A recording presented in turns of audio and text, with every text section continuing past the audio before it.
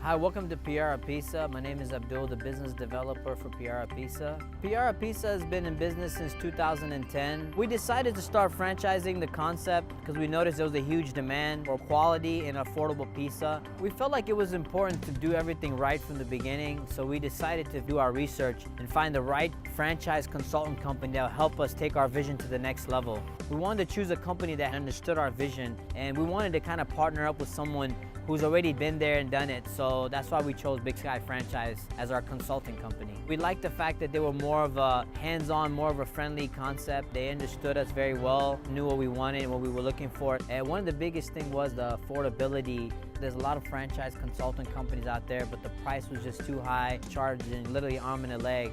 But with Big Sky Franchise, it was very affordable and they understood our vision for long term.